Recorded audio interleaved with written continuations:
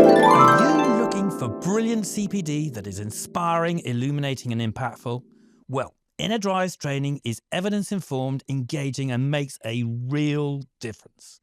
Whether it is in person at your training days or online through our Teachers CPD Academy, Inner Drive is transforming how schools and colleges do professional development. Email us at info@innerdrive.co.uk to take your staff training to the next level.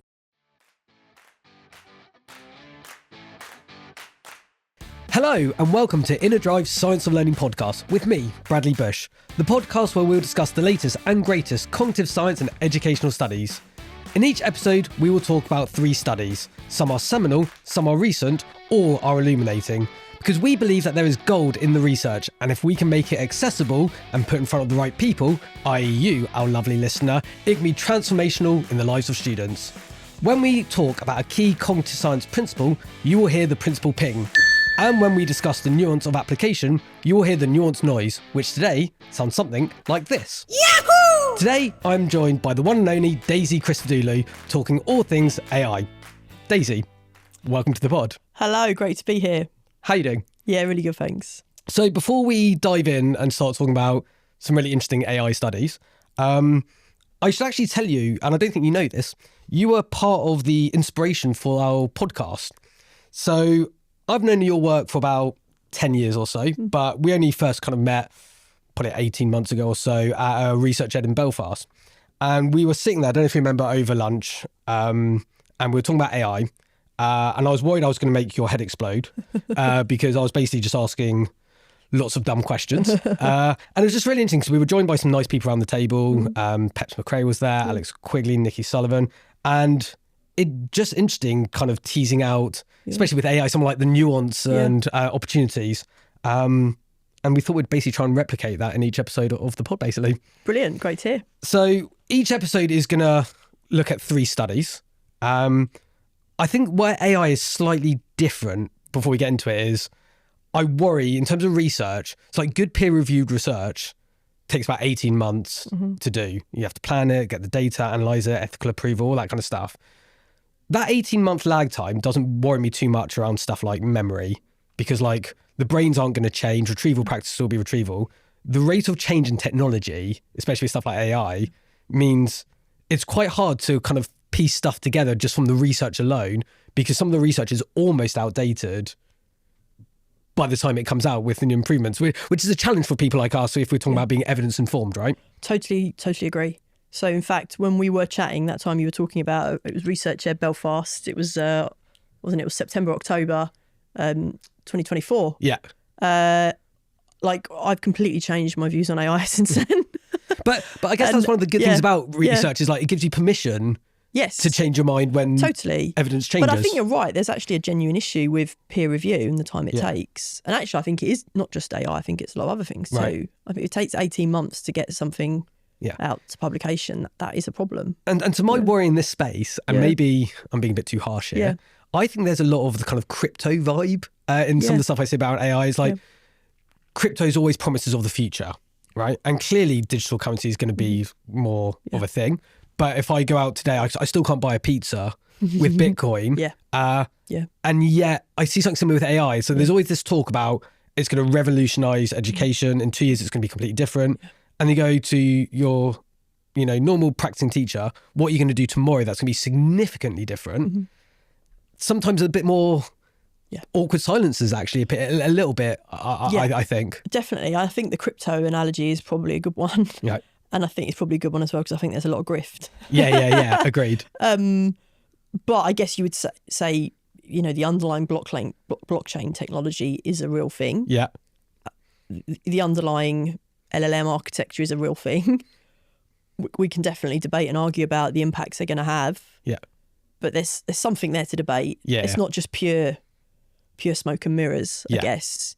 It's just about, is it going to have the impacts people want, and are there going to be places where it flatters to deceive? Yeah. So let's try and figure out where these kind of opportunities are. We've got 3 studies to talk about. I think the second one, which you're going to take a lead on, is quite a significant, quite big one. So we might spend most of the time on that. But I thought I'd kick us off with our first study, as you'd expect with AI, a recent study. So released by colleagues Bastani et al. In 2025. The reason I wanted to choose this study is I think it might be one of the few, or certainly the first that I came across, randomized controlled trials that looked at, does ChatGPT type technology improve student learning? And the reason I thought this was quite interesting is you don't get many RCT, randomized controlled trials, in AI when it comes to learning. Really randomly, I don't know if you've seen this, a lot of the studies that look at the impact it has on student learning, so students use it in their revision, and you see how well they do. In loads of the studies, when they do the final exam, students are still allowed to use the LLMs in their final exams. And so this is one of the few studies that I feel like almost replicates the real world. So students could use it during their studying, but their final exam in an exam hall, you don't have access to it, which is kind of what students go through on a day-to-day basis. So the study, they had several different conditions, but essentially it was over 1,000 students. Half of them studied with ChatGPT, half didn't. And then we compared how they do. And what they found was during the study period, students who had access to ChatGPT did far better. They did about 50% better than their peers who didn't have access to it. And then when they test them, later in the future, say in their final exam, you see the reverse trend. They actually did, those who had access to it during the studying did about 17% worse than those who didn't have it.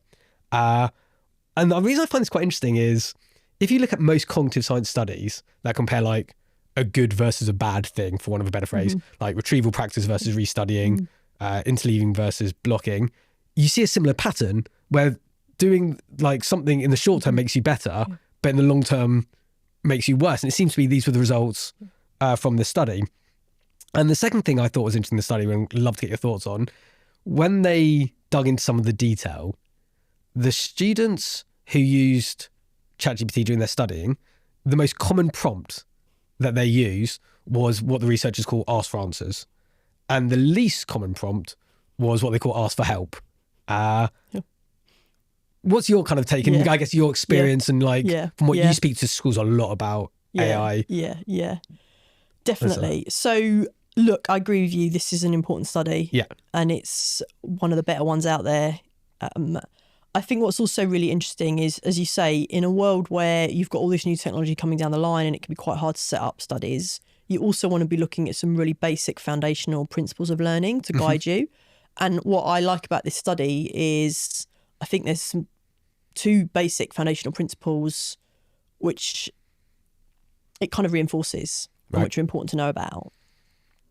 And one of those is the one you mentioned, which is desirable difficulties. Yeah. So we know when it comes to learning that if the process of learning is really frictionless and smooth and easy, often not much learning is actually happening. Yeah. You want there to be a little bit of friction. And the term Robert Björk coined is desirable difficulties. Yeah. And that's why retrieval, as you said, is better than just rereading and highlighting. So rereading and highlighting is what most kids will choose to do if given the choice. And it will make them feel good and they'll feel like, oh, I'm doing work, but actually not much is going in. Retrieval or flashcards, or when you force yourself to remember something, it's hard. Yep. You often won't get things right. It will feel quite dispiriting, but you'll learn more. So that kind of foundational principle of desirable difficulties is borne out here, I think, which is that the students who are studying with ChatGPT, they make it easy for themselves in the practice. They do better in the practice quizzes. When it comes to the real tests where they don't have ChatGPT, they do worse. Yeah. Okay. So it feels like it reinforces that. The other important principle I think we should bear in mind with all of this is assessment principles, which are about what is an assessment for? Like, what are you trying to do when you assess? And there's a fundamental principle in assessment, which is that it is not about the final product. What it is about the inference you can make from the final product. Right. So what I mean by that is, let's imagine a student in the exam hall and they answer their questions or they write their essay. It doesn't actually matter really what the score is or how good the essay is. What matters is the inference you can make about their score. You know, what can you infer about their understanding and capacity and attainment based on that score? And the reality is, often the inferences you want to make are things about their future performance in maybe slightly different fields. So you don't want to know, like, well, on that afternoon in June in 2025, they scored 42 out of 70. What you want to know is 6 months later, are they equipped to begin a university course in a certain subject? Yeah. Are they equipped to start working in this particular job, doing this particular thing? Right? Yeah. You want to be able to make an inference based on what they've done. And the problem with AI is AI destroys those inferences, right? Yeah. AI just completely wipes out the ability of you to make the kind of inferences you want about their performance. And that's why it is completely legitimate to ban AI in exams. Yeah. And yes, you're absolutely right. What's really powerful about this study is it does ban the AI in the final exam. Yeah. And that is a good thing, because what you want from their performance in the exam is to be able to make an inference about future performance.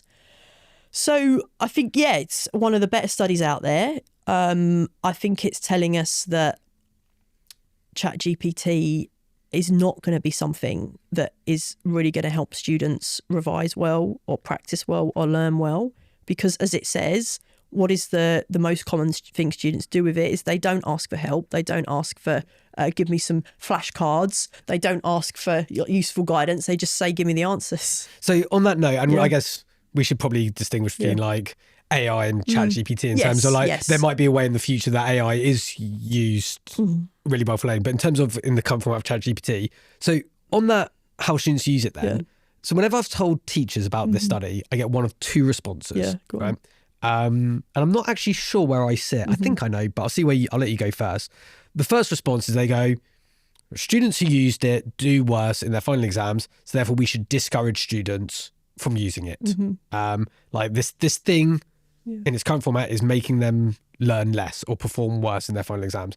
Then you have other people who go, okay, but the reason they did worse is because they were using it to ask for answers. We should therefore we should encourage students to use this stuff because they're going to do it anyway.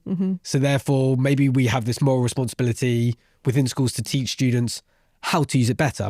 Now, of course, we haven't actually got the study which found if you ask for help, what actually happens the most. But where would you sit in terms of this as a tool for students and schools' roles in guiding them? Should they actively discourage because of these sort of results? Or do these results show that if we don't talk about it, they're going to use it badly? So therefore we should talk to them about it and encourage them to use it in a better way. I lean very much to the first group. Right. Probably not surprised to hear. So I think at the moment where we are, is we don't even need to be discouraging. We need to be setting up environments where you can't use it. Right. Okay. Yeah. Because it is just being used to do the work for you. Yeah. I do have sympathy with schools in that in a lot of cases, that's not easy. I've got, similarly with universities, I think it's even harder there because they're even more reliant on the take-home essay that you spend a couple of weeks on and then hand in. So I'm not pretending this stuff is easy, but where we are now, I think we just have to be point blank, no, you can't use it. Yeah. Well, and I guess with that, so...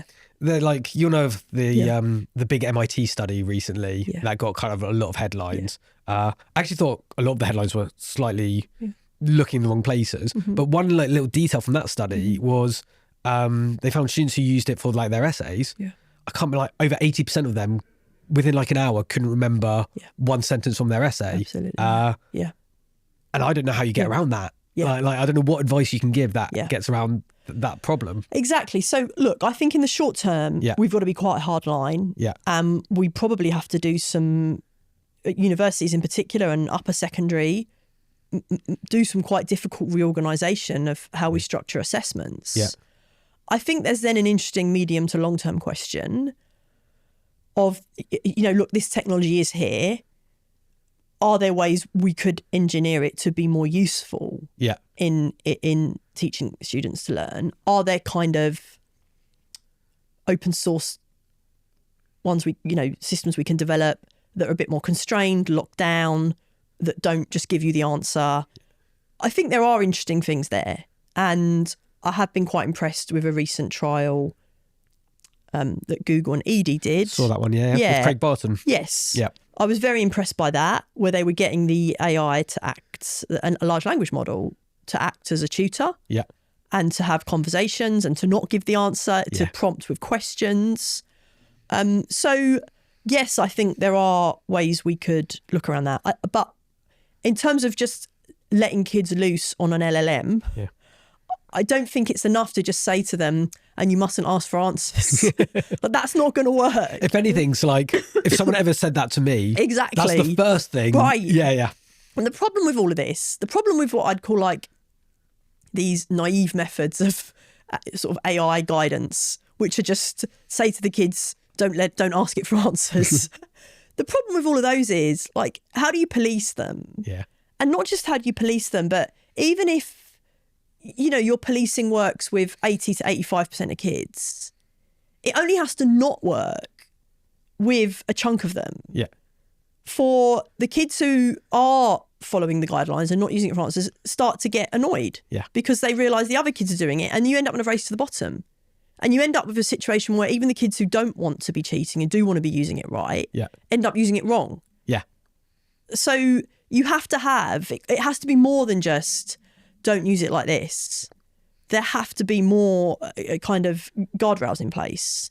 And as I say, I think there are ways in which those guardrails can be constructed and the sort of learning specific LLMs could be developed. Yeah. But that's not going to happen overnight. Yahoo! And so the immediate thing we need to be doing, I think, is saying, look, LLMs as they stand, just the generic off-the-shelf ones that you can use, these are not a great learning tool. They are not being used wisely by learners. It's too easy and too tempting just to ask for the answer. So they're not in the right state now to I think, be used by learners. So on that note, let's go on to the second study. Yeah. Because, I couldn't agree more. Mm-hmm. What's the second study? Which one would you like to talk about? So the second study is by Barbara Oakley et al. The memory paradox. I'll say a little bit about Barbara Oakley. Sure. Another one of her co-authors for this paper, Terence Sejanowski.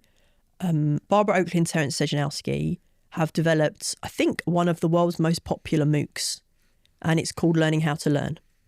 And normally I really dislike the phrase learning how to learn. I would say 99% of the times I hear learning how to learn, there's not good things behind it. Oakley and Sejanowski's MOOC on learning how to learn is the exception. It is the 1%. It's brilliant. And it's full of really good guidance about how to learn. Yeah. And Sejanowski, really interestingly, is a pioneer in AI and deep learning. So all the techniques that have brought LLMs, he's a real pioneer and a researcher in that area. Barbara Oakley is a very fascinating woman who I think did her first degree in foreign languages and then retrained and became an electrical engineering professor. This is not an easy thing to do. So she's got absolutely golden advice about how to be good at maths, how to really sort of train your brain and get good at that and all the things you need to do. So she's got fantastic kind of research and work she's done in this area. And this paper, The Memory Paradox, is all about the interaction of AI and new generative AI tools with learning. And what I think, the reason I wanted to emphasise their backgrounds is, as I say, Sejanowski is a big researcher in deep learning. He's not anti-AI. These are not anti-technology people. They are looking at this and they are saying, we have got to be wary here for a number of good scientific reasons. Yeah. And they bring up a couple of really important trends that we have seen in the past year. So one of the things they bring up is the reverse Flynn effect. Right. And the reverse Flynn effect is this effect that's been noticed for a couple of decades now that shows IQ scores are declining. So there was a period where it seems as IQ scores globally were going up. And then depending on where you look, maybe 20, 30, 40 years ago, they start to decline. Now, these are complex areas and there's complex data sets, but it's been noticed in quite a few of them in different countries. So we've got a bit of an issue. Are people getting stupider? Right? Yeah, okay, yeah. So that's one thing that they talk about in this paper.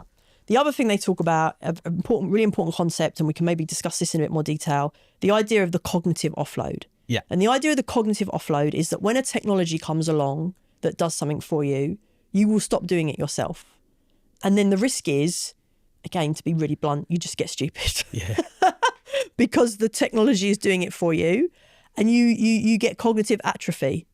You stop doing it, and it's like if you stop going to the gym or you stop doing physical exercise, the muscle atrophies. Yeah. It's not getting any exercise anymore. And there is a risk of that happening with our brains. And the whole problem with AI, generative AI, that if it is going to do a lot of stuff for you, and if we're going to let it into school and we're going to let it do a lot of the work for kids, they're just not getting the mental exercise that they need. And they are saying, not just generative AI, but other uses of technology, this could be one of the causes behind the reverse Flynn effect. Okay, so I've got two questions to ask you then about this sort of cognitive offloading. The first one, that was the part in the study that really kind of stood out for me. There were a couple quotes that I thought were just really interesting when it comes to cognitive offloading. So one was, by continually outsourcing, we risk shallow competence. I thought was an interesting one. If it's used as a crutch to avoid mental effort, it can diminish cognitive outcomes and foster metacognitive laziness. I thought that was quite a nice phrase, metacognitive laziness. And then the last one really kind of caught my eye. So here's the quote. It says, an offloaded mind may become under-exercised, one that increasingly lacks awareness of its own knowledge gaps. And that, for me, when I read that, the first thing I wrote down was like, is AI going to make Dunning-Krugers out of all of us? Because you have this double whammy of people performing worse that we mentioned in the previous study. Yeah. And yet this kind of unaware that I'm doing worse. That's like a double threat, right? Yeah. Yeah, definitely. And then the second thing I just wanted to ask you was about the language. So cognitive offloading is an interesting phrase. Yeah. If you look in a lot of other research, cognitive offloading is seen as potentially a good thing. So I can use a tool like a piece of paper to work around the limitations of working memory, and therefore I can offload some of that to free up working memory space. I saw a blog the other day by Paul Kirshner where he talks about, should we call it cognitive offloading or cognitive outsourcing? I don't know what your thoughts are on that. Or like, does it make a difference what we call it, or is it the principle? This is the important part. Yeah, so let's dwell on that, because I think this difference between are we offloading or outsourcing is an interesting one. So Barbara Oakley in the paper talks about cognitive offloading. Cognitive offloading is a term in the literature, she didn't invent it. And Paul Kirshner wrote a blog recently saying actually we shouldn't be calling what she's talking about isn't cognitive offloading, it's cognitive outsourcing. And he distinguishes between the two. And he says offloading actually can be quite powerful and valuable and is an aid to thinking and to mental exercise.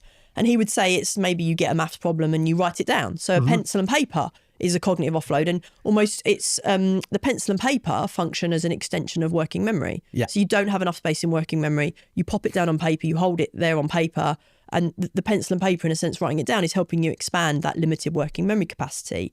So he would say, that's an example of offloading. He would say what generative AI is doing, if you ask it to write your essay for you, is much worse than that and not helpful. He would say that's cognitive outsourcing. You are just literally getting the AI to do the job for you. Now, I did really like Paul's distinction, and I think he's right. This is a really important area where we probably do have to be careful with terminology and careful about what we're referring to. I think the slight area where I might sort of push back him a little bit is I don't think there's an offload outsourcing dichotomy. I think it's probably a distribution. Right. So I think there's probably some things at one extreme which are more to do with the offloading. There are some things at the other extreme which are just pure outsourcing. But then I think there's probably a gradation in between. And there's some things which are, probably not as unhelpful as just getting the AI to do it for you, but are probably still not that useful either. So I think this is a really important area, and I'm really glad Paul wrote that blog because I think it's important. But I don't think it's as simple as that. And I think even, Paul's saying like offloading by writing something down, like obviously I think writing is really important and writing is a really powerful way that we can extend working memory. But I also think, and I think Paul would agree with this, that the temptation to be able to write things down actually can in itself be a crutch that isn't helpful. Right. So Paul, I think, would agree that you need to know your times tables. And you need to know them instantly. And actually, if you're doing a multi-layer maths problem, it does help you if you can just instantly know your times tables and not have to pause and write that down. Right? So, look, the ability to be able to rapidly do stuff in your head without writing it down, we need to have some of that too. Writing it down can sometimes be a useful aid that extends working memory and can sometimes be an unhelpful crutch. Yeah. So even writing it down, it can be a blurry area. So I think these are really important things to be thinking about. And I think when it comes to instructional design, they're totally things we should be thinking about. I think the Barbara Oakley paper. So what was your? So that's the first question. The offload, outsource. Yeah, yeah. What was your other question? Is it making Dunning-Krugers out of all of us? I mean, I totally agree, and I've been really shocked, and I think a lot of like professors and teachers have been shocked too, at not just the speed with which LLMs have kind of taken over, and that kids are now just using them to do the writing. And do you know what? It's not even just kids. Like, I don't want to just say, oh, it's all just students, whatever. It just in the last month in the UK, the number of professionals in quite big UK institutions who have really made fools of themselves by using generative AI badly, right? The fact that you now see it creeping into MP speeches, there's pretty good evidence that most MPs are now using it to write their speeches. Policing decisions. I was going to say, right? I saw that map that someone had generated of Northern Row, and they just made a complete mess of it with generative AI. Like, the amount of stuff you're seeing that people are using generative AI and not even checking its output. So I'm not just saying this is a kids using it issue. It's a society issue. I think what's surprised me the most is not necessarily actually that people are using it badly. Like, it's come along, that's the way stuff works. And, we are cognitive misers. That's a nice way of saying we're lazy.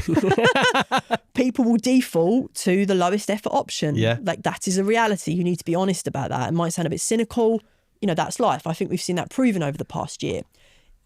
In a sense, that's not the thing that surprised me. I think all that's predictable. What's really surprised me is the extent to which, like, a number of students just don't seem to see that there's an issue with it. Yeah. Like, I've seen students say, well, what's the problem? The point is, you've given me a task to get from A to B. And I got from A to B, I did the product. Like, what's the problem? And I feel like the fact we have to kind of go back to first principles and explain that, I'm really surprised about that. Like, I can see how a student, like, the night before the essay, they're like, oh my God, it's such a lot of work. I've got this thing that can do it for me. Brilliant. I get why you do that. What I don't get is how you then go, oh, it's the same as me doing it. Yeah. I'm such a genius. It's a bit of a leap there. Yeah. And the analogy I like to use here, and it's not, lots of people are using this now, and I think it's going to become a bit of an analogy, but it's like you go to the gym and you get a forklift truck to lift the weights for you, or it's like, you're on a marathon and you get a taxi around the marathon course. It's like, the forklift truck will do a better job. Yes, the taxi will get you around the marathon course quicker. Yeah. But you can't then expect the medal at the end of it, right? Like, and I agree, if your job is to get around a marathon course as quick as possible, you shouldn't bother running it. Yeah. You should get a taxi. If you want to get a message from A to B, don't even get a taxi, just send a text message. But if you want to develop your own capacities, you have to do the running. So on that developing your own capacities, I want to kind of finish this study with a quote, because one of the things I loved about this paper was it pulled together lots of different areas. And I just want to see if you agree with this quote. So the quote they said was, there's quoting someone else, they said, the biggest contemporary myth about education is the idea that knowledge no longer matters. People now say that know-how is more important than knowledge, since children don't need to know things because they can look up on their smartphones at any times. Guessing you agree with that? Yeah, definitely. Well, that's because they were quoting you from 10 years ago, which is interesting. So I was just wondering, like, do you feel sometimes that you're in a bit of a Groundhog movie, whereas like that argument was put forward 10 years ago around mobile phones and Google, and it seems like for a while that battle was won, and now it's just kind of this zombie myth, like turbocharged by AI. I was at my own kid's school parents' evening, and one of the parents put their hands up and asked the teacher a question, and he went, I don't mean to be rude. And I always think as soon as someone says that, like I said to my wife, I was like, he's going to say something rude now. And he basically asked the maths teacher, going, why does my kid need to know maths? Because of AI. And he wasn't doing it to be like malicious. He was like, generally, why would I need to know stuff if it's AI? But that was the argument you were having 10 years ago. Yeah. Right? Yeah. So it's fascinating when you track these debates. Yeah. So you're right. I mean, I trained as a teacher in 2007. Yeah. And Google was very young then. Wikipedia was very young.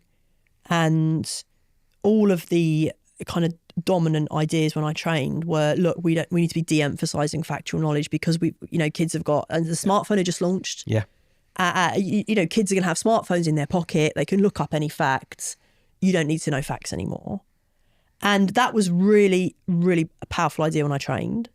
And my whole point then was, no, this is rubbish. You need to have the facts in long-term memory to be able to think with. Yeah. And however fast a Google search is and however quickly you can pull your phone out and type something and get it out, it is still not the same as having it in long-term memory and just knowing it and having it at your fingertips. And, the example I'd always give is if you're reading a book and you have to look up every 10th word, that is not the same as knowing those words. Yeah. Right? That is just placing so much burden on your working memory. So all of that, none of that is going to be changed by a different technology coming along that allows you to look things up. So what was really frustrating is, as you say, I think we kind of won that argument in terms of the Google and the smartphone aspects. Only now with generative AI for it to make a massive comeback and for people to say, oh, well, maybe you can't just Google it, but you can just chat GPT it. Like, no, it's exactly the same point. And it's exactly the same issue, which is that you need the facts in long-term memory to be able to think with. And ChatGPT does not change that. In fact, the thing about ChatGPT, which is kind of worse than Google and Wikipedia, is that Google and Wikipedia actually had pretty decent accuracy rates. Yeah. And people could critique Google, critique Wikipedia. I'm not saying they're perfect. Like, knowing what truth is always difficult. There's going to be quibbles. But Wikipedia did a pretty good job. Yeah. Right? And what you're seeing now with ChatGPT, and it has got better at this, but it's still not perfect. It hallucinates. Right. So it's even worse. Yeah. It's like the argument wasn't true with Google and Wikipedia. It's even less true with ChatGPT, not more true. So you're like this. I've got a friend who works in marketing, and he said to me, the best marketing that's ever been done on human society is when you're on a website and it says, do you want to allow cookies? Yeah. And everyone goes, oh, yeah, I'll allow cookies. Like, cookies sounds really nice. He's like, that's just marketing, right? Because if it was actually called government level spyware, you'd obviously go, no way am I allowing that. I think the same with hallucinations. Like, by giving it that name, hallucinations, it makes it sound like a bit light, a bit silly, a bit absent-minded. Whereas if we called it lying, blagging, bullshitting, whatever you want to call it, like we'd treat it differently. And that is a feature. I know. It's true. Yeah. It's true. And I think also hallucinations, it also makes people think like something that's going to be fixed really easily. Temporary. Yeah. Like, oh, it's like this little bug, but we're going to sort it out. Yeah. So I feel like, if it was something, the fact is, they are really hard to fix. Yeah. If they were easy to fix, like actually people would have fixed them now. There are billions of pounds being pumped into this technology every day, practically. Like if they are desperate to fix it. Yeah. It is not an easy solution. And there is an argument that the hallucinations are a feature, not a bug, right? So I think there is a lot of ignorance about just how big an issue the hallucinations are. And that is why, as I said to you, just in the past month or so, you've had big institutions kind of making fools of themselves by using AI and not checking its outputs. And it's made some pretty big, just made stuff up. So on that optimistic note, let's go on to our third and final study. This is a study from about 2 or 3 years ago by Weber-Wolf and colleagues. And they wanted to basically see, can technology detect AI generated work? And I think this is quite interesting because I personally know of a number of schools and colleges who are using some form of technology as their first port of call to test and see if students have been using it in bad faith, essentially. Very common at a number of universities as well. And what they did is they took the 14 most popular at the time AI detection softwares. The one that often grabs people's eyes because they'll be familiar with it themselves, a lot of people, is Turnitin, which, when I was at university, Turnitin had just been launched, and it was allowing you basically to say, highlighted various paragraphs and say, this is the source of those paragraphs. And so they ran all these assignments, some human generated, some AI generated, and they basically wanted to test the accuracy. And the results were actually, I thought, pretty both grim and surprising. So the accuracy level, so none of them got above 80%. The vast majority didn't even get over 70% accuracy. And just so we're clear, what 70% of accuracy means is there's a whole bunch of students who are either using it and getting away with it, or there's a bunch of students who aren't and are being falsely accused. And I think to go and accuse someone of academic dishonesty, it's hard to come back from that. I could not agree more. And so the relationship is like, you go from being this like, I'm here to help teach you totally and supervise agree. you, to like, I'm now the cop and I'm the policeman. And how can I do that if it's not accurate? Right. That worries me. And I guess I've always had a problem with coursework as a form of assessment. Like I look back at my time at school, everyone in my year group in certain subjects, so I did like PE and A level, everyone got 10% higher on their coursework than they did on their exam because it was just easier to get better marks. And I just think if we can't say with any accuracy if students are using it, then it's very difficult to enforce any policy. And therefore, I guess my questions are, does this ultimately mean that coursework, like unsupervised written work as a form of assessment, is now dead and has very little value as an assessment tool? I always had issues with it beforehand in the sense of, like, I'm trying to think how to phrase it. My main issues were you're trying to eliminate bias, right? And anything that can be kind of done outside of supervision is going to benefit one demographic of student more than others, typically the most privileged. So do you think coursework is dead now in the age of AI? Was it already a weak form? Yeah. And is this the final nail in the coffin, do you think? Or am I being too dramatic about it? So I like you, I was quite sceptical about coursework to begin with, before LLMs came along. And again, we go back in time. I remember when I was teaching, I remember a lot of sixth form coursework. I remember having a case with a student who copied and pasted some chunks from Wikipedia. And I always felt as well, one of the really tricky things about it was you think it's really obvious what plagiarism is.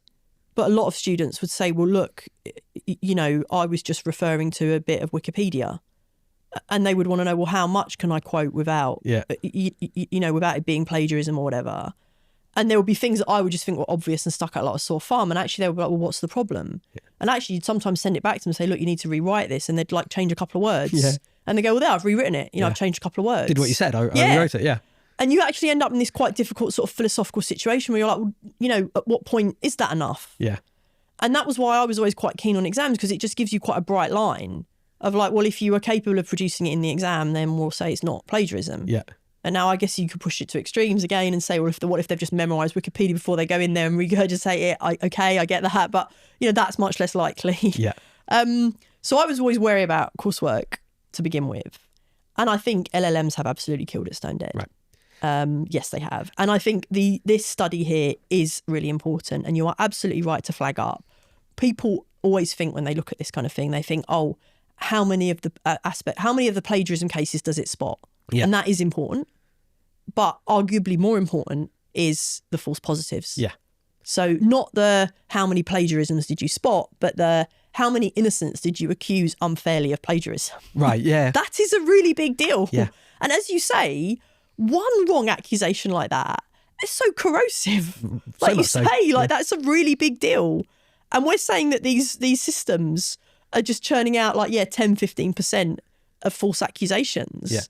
Like if a teacher made that many false accusations, right? You would never come back from that. And we've got systems that are happily doing that. So none of these systems work at anything like a reliable enough level. And so I don't know what the threshold I personally need to be like confident. I know it's not 70 or 80%.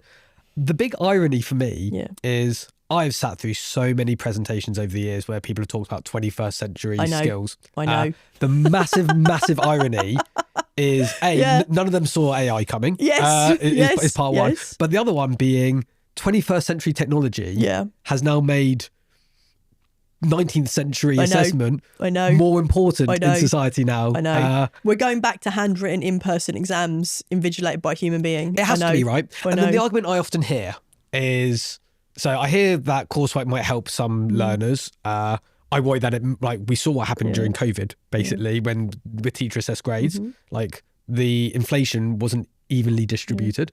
And then the other argument that people sometimes go for is oral vivas. Yeah. I hear that a lot. Yeah. I worry about the scalability and the reliability. Maybe you can put my mind at ease at the reliability side of things. So if coursework is dead and some people still don't want to go for exams, and I think exams are the fairest of all the unfair assessments. Yeah. Yahoo! I guess my last question is there scope for oral assessment? Because we're seeing a big push on oracy anyway. Yeah. Is this going to facilitate that, or is that not? Yeah. Are there problems with that? So at No More Marking, we've done a bit of work on oral assessments, and our system is set up for them. Yeah. So, it's funny you said 21st century skills, and we're going to go back to the 19th century model of assessment. To go back to an oral viva, I mean, the viva is a medieval form of assessment. Okay, yeah. So you're going back even further than the 19th century. I think there are, and this is from our experience, I think there are massive issues with scalability. Right. And I think, I think like one of the problems you have with education is that what is quite a nice thing about it is often it is at quite a human level, and you have individual human teachers and professors with small groups of students. And there's lots of nice things about that, and I don't want to kind of stop that.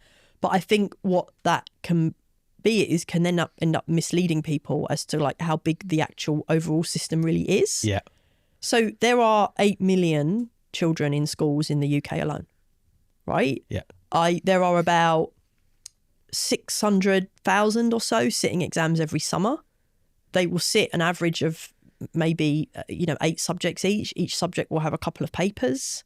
You do those numbers. Yeah. Are we saying we're going to make them all oral exams? And people go, we had MFL or oral assessments. We had those years ago before. Yeah. I'm like, that was for like 25% of one subject. And that was already like quite a burden. Like, so one of my colleagues at No More Marking used to sort of work on standardising those. And, that was still quite burdensome. And it was 25% of one subject. Right. Like and it was also therefore you had 75% that like wasn't oral, and you could use that to help you with the statistics or whatever. If we are talking about doing oral assessments for everything, I just don't see how, even if you inject some AI into it, I don't see how that works. Right. I just don't. And I think even at university level, people say, the viva is used at PhD. I would argue that even with the expansion, the numbers you have doing PhDs, I think there's been issues with that. Are we now going to say you make it for all undergraduates, or all undergraduates, all their assessments throughout their time at university? I don't think people have done the numbers on this. Yeah. As I say, look, our system supports oral assessments. If people want to talk to us about potential ways you can do things, and there might be ways in which you could take the oral assessment and you could get a transcript of what the student has said, and you could use some AI to help support that. Does that then compromise the oral nature of it? I don't know. There are potentially things we could investigate, but I think, again, there's a lot of naivety here about just how big our current system is. Yeah. And what you would have to do to replace all the writing we have at the moment with speech. So for the foreseeable future, at least, pen and paper supervised exams? I think so, yes. Yeah. Okay, so we have 60 seconds left, and I'm going to do the thing that you should never do and ask you to give really short, one-word answers to really complex, big issues. In the next 3 to 5 years, do you think if we were to come back here and do this pod again in the future, I want to ask you how you think education will be using AI, and will it be a force for good? So the first one, in terms of yes or no, lesson planning. Yes. Marking. Yes. Yeah, I thought you'd say the marking one. Feedback. Yes. Okay. Yes or no, should students be using ChatGPT in its current format as part of their study? No. You're allowed to do slightly more than one word for this next one. Okay. Your biggest fear in terms of AI in education? So the dystopian future is you have got kids using LLMs to write their essays, teachers popping it into an LLM to mark it, and nobody looking at it at all. Yeah. That's the dystopian future. And I reckon that might not be too far away from in some parts. But let's end on a positive note, because we've highlighted some of the issues, I think, with AI. Biggest opportunity facing education right now in terms of using this technology to improve student work, teacher workload, whatever it may be. Yeah. Where's the big win going to come? I think you can reduce workload and potentially scale up quality. Perfect. Yes. Daisy, thank you so much for coming on the pod. It's a pleasure as always. I could probably talk to you about this stuff all day, every day. So thank you for your time. Yeah. For everyone listening or watching, please do let us know what you think. Like, comment, above all, subscribe. It makes a world of difference. If you like it, give us 5 stars. And please do let us know what you think on AI in education. See you all for the next Science of Learning podcast next time. Bye. If you've enjoyed this episode and want to improve your staff's understanding of the science of learning, you'd simply love Inner Drive's training. We offer brilliant in-person workshops plus online support through the Teachers CPD Academy, trusted by thousands of teachers worldwide. Simply email us now at info@innerdrive.co.uk to take your staff's professional development to the next level.